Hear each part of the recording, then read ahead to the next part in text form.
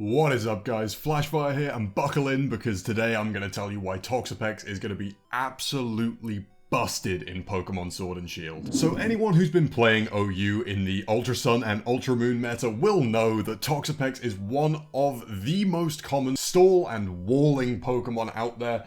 It's on every other team, it checks so many offensive threats and deals so well against stall due to a couple of different parts of its kit. Now, why is it going to be extra powerful in Sword and Shield? Well, to draw that conclusion, we first have to go back and take a look at what makes it so strong in the current format. On the screen right now, you can see a breakdown of Toxapex's abilities, typing, and base stats. From this information alone, it's readily apparent that this thing is a force to be reckoned with in terms of bulk. It has the ability to run a number of different sets that fill the role of a physical wall or a special wall in order to better alleviate pressure on your team's poorer matchups. We can also take a look at its move pool here and see that it's got plenty of utility and ability to act as an absolute monster of stall, or generally running interference on your opponent's team. Okay, so diving in a little bit deeper, let's first of all take a look at its typing. This guy is water and poison type. This is an incredibly strong defensive typing, giving it only 3 weaknesses in electric, ground, and psychic. The first 2 of these can be easily alleviated by having teammates with either a ground or a flying typing, as well as the levitate ability, and the third is one of the least common offensive typings in the game in psychic. Couple this with its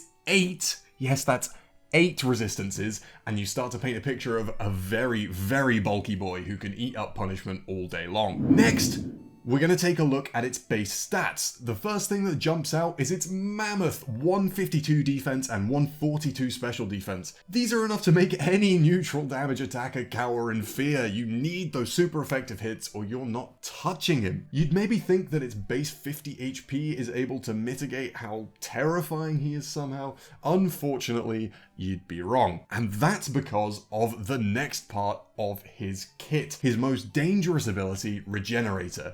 This is one of the main reasons that Toxapex is such a staple in OU at the moment, boasting an 11.7 play rate in OU as of January 2019. That makes it the 10th most common Pokemon on the OU ladder on Pokemon Showdown. This ability allows the Pokemon to recover 30% of its max health every time it's switched out, which makes it incredible for stalling teams and negating damage taken from entry hazards or chip damage from Pokemon it checks and is switching into. This gives the less adept players using him a safety net or a get out of jail free card, as it also has access to recover to heal it back up, and it gives stronger players a very important tool for scouting movesets and stalling opponents. Couple this monstrous ability with its diverse defensive move pool, including, as I said before, recover, and you have an absolute monster of tanking hits and stalling teams, even in today's OU metagame, which is dominated by overpowered Mega Pokemon and downright ridiculous Z moves. Alongside its access to recover, it's also most notably can take advantage of Scold versus physical attackers, Haze versus setup sweepers, and a number of other useful utilities to fill out gaps in your team comp. The moves it can take include Knockoff, Toxic Spikes, Baneful Bunker, Light Screen, and Liquidation. These are all huge moves in the right hands and in the right context, and really help it to fill out its utility slot on your team. So we've spent a lot of time talking about what makes it good in the Sun and Moon competitive meta, and that's great, but why is it set up to be so much better in Sword and Shield? Well, to answer that question, we have to take a look at its most common checks and counters in the current game and consider what's going to be available on the Galar Pokédex. So for those of you who are desperately trying to avoid any kind of spoilers ahead of the Sword and Shield release, this is a very minor one, but I would say click away now. We are going to be discussing some of the things that are on the Galar Pokédex. So, as we mentioned previously, Toxapex has 3 weaknesses, those being ground, electric, and psychic. As such, these are the typings of Pokemon that are able to best deal with its incredible bulk. Some of the best counters to this Pokemon include Tapu Fini, which is immune to status, so you can't Toxic it or burn it with Scold, and resists all of its damage types, Latios or Latias,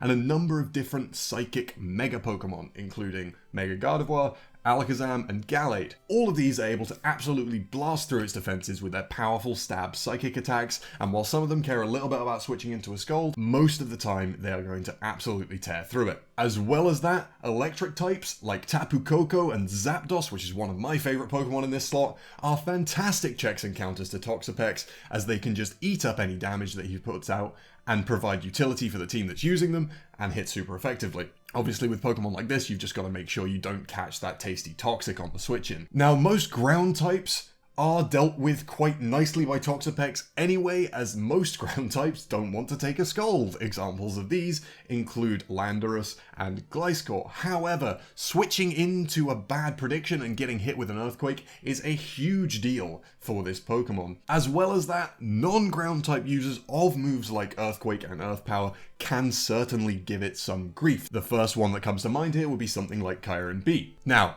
of all these checks and counters that I've mentioned so far, would you like to take a guess at how many of these are going to be available on the Galar Pokedex? That's right, not a single one. If the leaks and information we have right now are fully present and correct, none of the common checks and counters to this defensive beast will be available in Sword and Shield. There will of course be no Mega Evolutions, as well as no Z moves, which we already know is confirmed. As well as that, a leak has given us the information that there will be no legendary Pokemon from previous games making the transition to Sword and Shield. This means that none of the checks and counters I've mentioned are going to be available, as they're all legendary Pokemon from previous generations, or Mega Pokemon. I think this means that early on in the Sword and Shield meta, it may be very difficult indeed to shift this durable, bulky monster off the field, and it could cause some real problems if nothing suitable for dealing with it is native to the Galar region. I think that there's definitely a good chance that the first couple of weeks of the Sword and Shield competitive meta are going to be completely dominated by this Pokemon, and are going to be spent scrambling to find some kind of check or counter.